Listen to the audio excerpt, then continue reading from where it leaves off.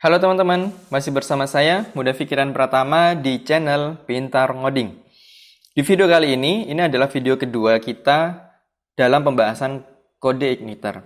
Di video ini kita akan membahas bagaimana cara install kode igniter dan kita akan mengenal struktur project dari kode igniter.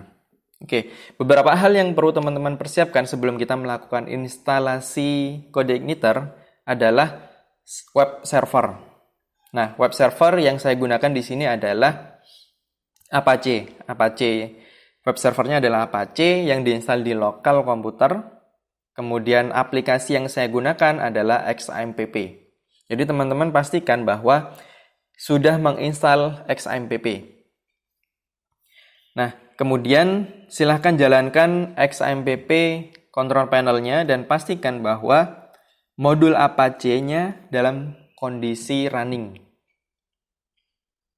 Oke, kita kembali ke website CodeIgniter. Jadi teman-teman pertama akses dulu codeigniter.com, kemudian silahkan pilih menu download. Nah, di sini yang akan kita download adalah CodeIgniter 3. Kenapa kok nggak CodeIgniter 4? Jadi CodeIgniter 4 kenapa nggak kita pakai? Karena masih belum versi stabil, dia adalah upcoming version. Versi yang masih dikembangkan dan akan rilis masih yang akan datang.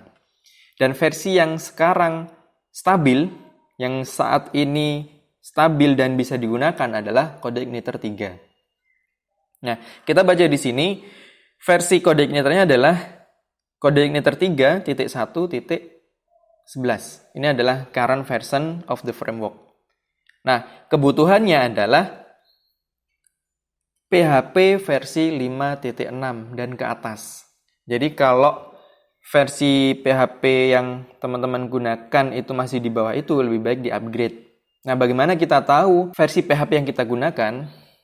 Kalau teman-teman sudah memastikan bahwa SAM control panel-nya sudah dalam kondisi running, kita ketikkan di browser localhost xampp/phpinfo.php. Nah, silakan teman-teman ketikkan ini. Nah, di sini akan muncul. Ya, jadi pastikan bahwa versinya itu di atas 5.6.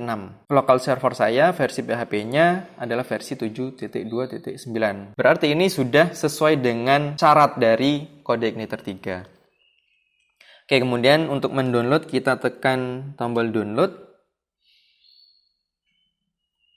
Kita letakkan, terserah mau diletakkan di mana. Saya letakkan di desktop ini, di save. Kemudian kita buka foldernya, show in folder. Nah, ini adalah file hasil downloadnya tadi.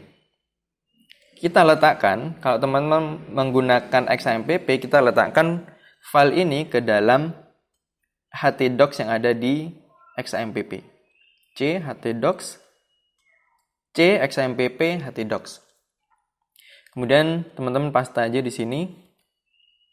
Dan ini adalah file CodeIgniter 3. Nah, dari sini teman-teman silakan extract here.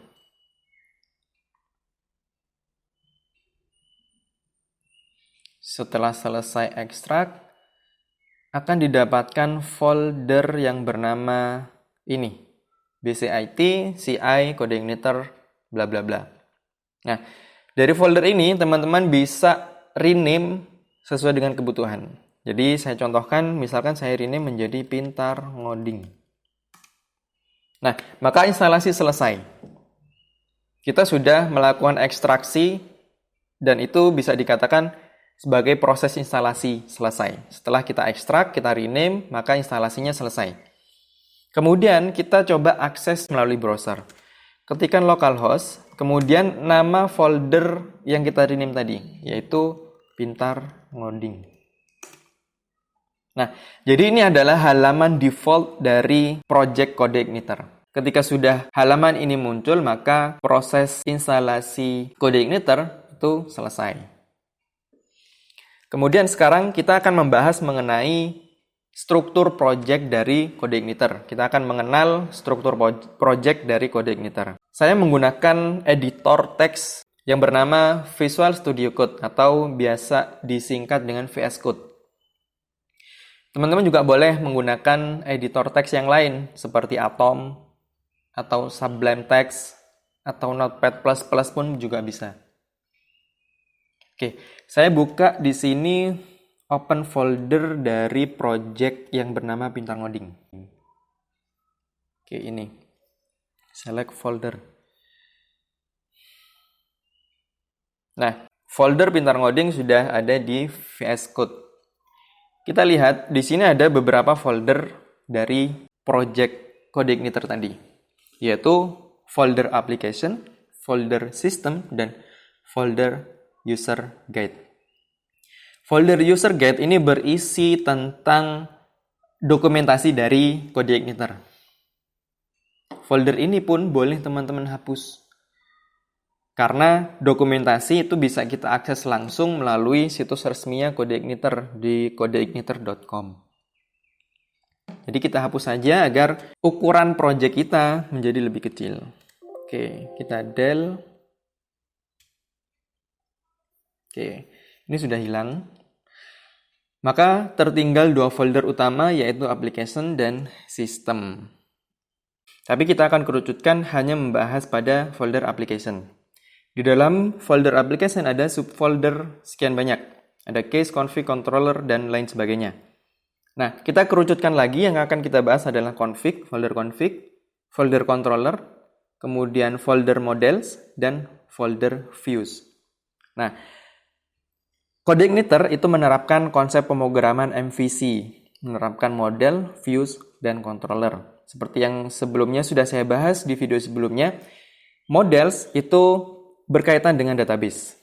Kalau ada akses database, misalkan insert, update, delete, dan select data, itu diletakkan di dalam folder models. Kemudian view. View ini berisi dari tampilan antarmuka, apa yang bisa dilihat oleh user. Halaman HTML, CSS, JavaScript, itu adanya di views, berarti tampilan. Kemudian controller, ini adalah penghubung antara model dan view. Oke, kita bahas dulu folder config. Di dalam folder config terdapat banyak file, autoload, config, dan lain sebagainya. Tapi kita akan kerucutkan hanya beberapa file yang akan kita bahas, yaitu file-file penting. Yang kita bahas pertama adalah autoload. Autoload ini adalah file yang digunakan untuk ngeload komponen yang dibutuhkan ketika website itu diakses pertama kali. Beberapa komponen yang di-load otomatis, diantaranya adalah package, library, driver, dan lain sebagainya. Misalkan untuk yang library, kita butuh untuk mengakses library apa? Nah, kita daftarkan di sini. Contohnya bisa dilihat di baris ini, sudah ditampilkan cara penerapannya. Database. Misalkan kita mau mengakses database, maka butuh library database. Ketika kita mau mengakses email, maka kita tambahkan email. Kemudian tambahkan session, misalkan kita membutuhkan untuk login. Nah, berarti tinggal tambahkan aja di sini. Database, email. Kemudian misalkan yang lain, form validation. Juga bisa. Form validation. Nah, itu bisa ditambahkan di dalam sini. Jadi ketika website itu diakses pertama kali, dia sudah ngeload library yang dibutuhkan, yaitu database, email, form validation. Itu untuk yang library. Karena kita tidak sedang membahas yang dalam, jadi kita kosongkan aja. Kita kembalikan seperti semula. Pembahasan mengenai library, teman-teman bisa akses di dalam situs resminya, yaitu di codeigniter.com, di user guide 3. Nah, di menu library. Bisa teman-teman baca di sini dulu kebutuhan-kebutuhan library yang akan kita pakai. Oke, kemudian file config.php. Ini berisi konfigurasi standar dari CodeIgniter. Di antaranya adalah base URL. Base URL ini adalah URL utama dari website yang kita bangun. Misalkan kita mau mempublish ke internet melalui hosting server, base URL ini didaftarkan nama domain kita. Misalkan pintarngoding.com. Maka di sini dituliskan pintarngoding.com. Tapi karena kita membahasnya ini masih di lokal, jadi kita kosongkan aja. Index.php defaultnya adalah index.php nama filenya. Oke, itu untuk pembahasan file config.php. Berikutnya adalah database.php. Di dalam database.php, dari nama sudah kelihatan bahwa ini untuk pengaturan database. Pengaturan yang penting dilakukan ada 4 parameter, yaitu hostname, username, password, dan database. Hostname itu adalah localhost, karena yang kita pakai di sini adalah localhost. Kemudian username ini untuk username dari database yang kita pakai. Kalau teman-teman menggunakan SAM, database yang dipakai adalah MySQL. Username defaultnya adalah root. Tapi kita tidak sedang membahas database, jadi kita biarkan aja kosong. Password di sini adalah password database-nya. Default dari SAM, database-nya itu password-nya kosong, jadi dikosongin. Dan terakhir, parameter database ini menunjuk pada nama database yang akan kita pakai. Jadi itu untuk pengaturan database. Selanjutnya, yang wajib kita ketahui, yang penting kita ketahui adalah root.php. Secara default memang ada komentar yang banyak di situ. Teman-teman boleh hapus. Di sini sudah saya hapus. Jadi teman-teman boleh hapus, itu file komentarnya, disisakan sekian baris file ini aja. Ini adalah file-file pentingnya. Pada baris 4 ini, ada root default controller.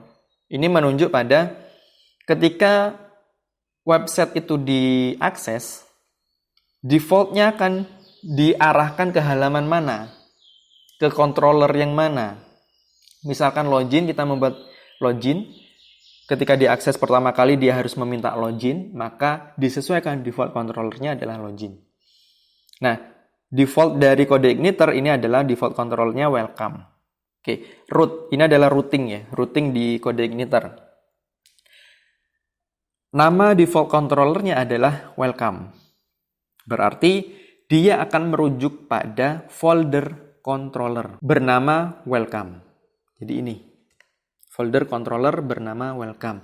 Memang di sini teksnya adalah welcome menggunakan huruf kecil semua, termasuk W-nya juga kecil. Dia merujuk pada controller welcome.php. Nah, dia akan secara otomatis mendeteksi meskipun huruf besar kecilnya berbeda. Jadi welcome.php W-nya menggunakan besar, tapi dia secara otomatis akan merujuk pada sini, sesuai dengan nama filenya. Kemudian, di dalam controller welcome.php itu hanya ada satu metode atau satu fungsi, yaitu bernama index. Berisi kode load view welcome message. Berarti di sini dari controller dia merujuk pada view yang bernama welcome message. Berarti kita lompat ke folder views. Di dalam folder views itu terdapat file bernama welcome_message.php. Jadi ketika kita buka, ini muncul halaman antarmuka dari welcome_message.php. Di sini berisi HTML dan CSS. Nah, kemudian di dalamnya ada teks welcome to CodeIgniter. Nah, seperti yang sudah teman-teman lihat sebelumnya, ketika setelah install muncul tulisan welcome to CodeIgniter. Coba kita ubah di sini untuk memastikan. Pintar ngoding. Kita tambahkan teks pintar ngoding. Kemudian kita refresh di browser. Kemudian muncul welcome CodeIgniter pintar ngoding. Jadi seperti yang kita edit tadi. Ini adalah halaman berdasarkan dari file welcome_message.php dari review. Oke, kenapa model nggak diakses? Karena kita masih belum mengakses database. Jadi folder modelnya masih belum kita gunakan. Mungkin di video berikutnya kita akan bahas tentang bagaimana menerapkan di folder model. Jadi saya ulang lagi mengenai konsep MVC di dalam CodeIgniter. Roots, pada file roots.php itu ada variabel bernama root default controller. Dia bernama welcome. Berarti dia merujuk pada controller yang bernama welcome.php. Ada di sini, controller, nama filenya welcome.php. Di dalam welcome.php ada function atau method yang merujuk pada view. Nama view-nya apa? Welcome_message. Ini merujuk pada nama filenya, yaitu lompat ke view, kemudian ke file welcome_message.php. Jadi itu konsep MVC yang ada di dalam CodeIgniter. Oke teman-teman, pembahasan tentang install dan mengenal struktur project dari CodeIgniter ini semoga bermanfaat. Jika ada yang mau ditanyakan, silakan tulis komentar. Jangan lupa like dan subscribe.